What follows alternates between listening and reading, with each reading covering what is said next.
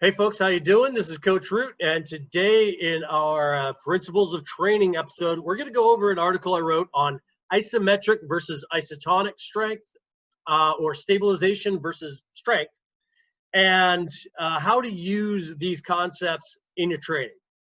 So let's get on into the article. So first we start off, have you ever tried to develop the core?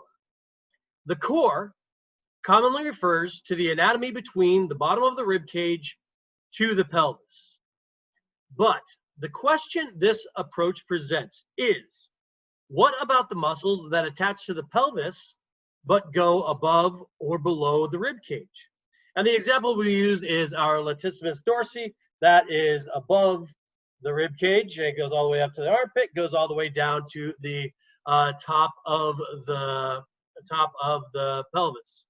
And then we have the gluteus maximus, which starts right below that and goes all the way and inserts right to the femur. So it crosses all the way over that hip joint. And the second question is, do we train this musculature in the same manner as we would muscles like the obliques, which are right in here? I don't know if you can see that, but your obliques, which are right in your midsection, as well as your transverse abdominis, which I've written. And those are deep stabilization muscles that are deep in your abdominal region. So definitely parts of the core.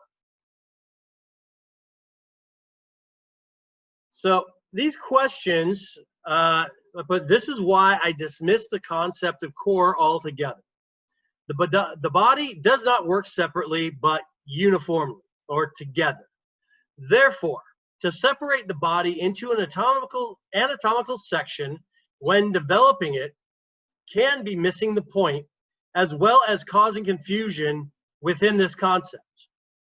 So the exception to this is probably for bodybuilding, which is where most of our paradigms with regard to training kind of start off with. And which bodybuilding nowadays is focused primarily on the anatomical form and not really the function. So here's an approach that I prefer.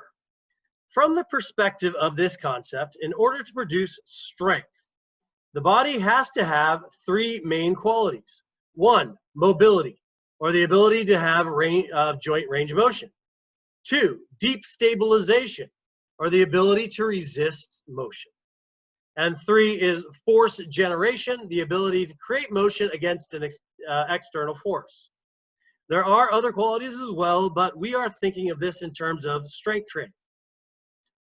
So another way to say this is that the neuromyofascial skeletal system, the nervous system, the muscular system, the skeletal system, and the fascial systems all have working together, has to work to stabilize a joint, create motion around that joint, and be able to keep the range of motion appropriate to the external forces acting upon it.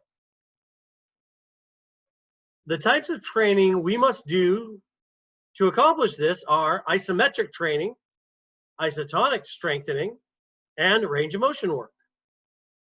Isometric means unmoving or stable. So this is our stabilization training.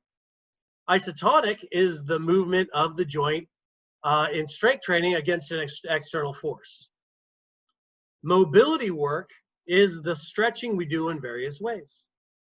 All exercises we do will have all of these components involved.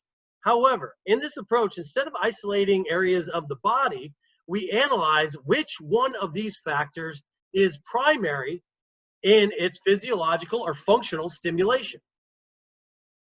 So we'll go on to explain a little bit more what I mean by that. So isometric versus isotonic. The nervous system will activate certain muscle groups in different ways to accomplish one of the above versus one of the other of the above. To understand this, perform this exercise. Sit up straight and put your hand on your abs. Is it soft or hard? Are your abs soft or hard? Okay. Ask yourself that question. Now, grab your biceps with your opposite hand while it's hanging to your side. Is it soft or hard? Here, let's see. Okay. Now, flex your quadratus lumborum, as seen above.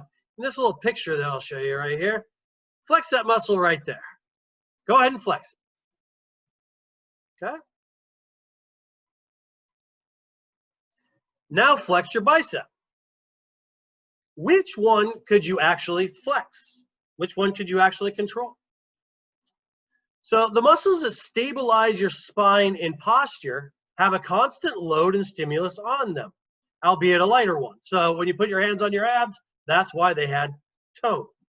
Therefore, they have more tone, that hardness caused by nerve impulses to the muscle. But the long superficial muscles are recruited to generate force when called upon. So your bicep, feels nice and hard when you flex it, when you called upon it. These mechanisms work together to generate strength and develop your body. But certain exercises may be used to work one mechanism more than the other, as well as the recruitment of certain muscle groups more than others. We are not isolating anatomy. We are directing the actions of the nervous system toward a particular function. In training, exercises like the suitcase carry, where you carry, you may walk 10, 20 yards with a kettlebell or a dumbbell in one hand, are great for stabilization. You move, but the main force of resistance is not against our movement, but in the stabilization of the spine, shoulder girdle, and hips. So in suitcase carry, you'd carry that weight implement down to your side, and while your legs and arms are moving to carry that, that quadratus lumborum that we were talking about is actually activated, whereas you're not likely to be able to flex that, despite our little, which we're showing by the exercise we did earlier. And so though we are moving, the exercise against this force is isometric in nature, so stabilizing in nature. The plank also works the stabilization system isometrically across the same joints, but in a different direction.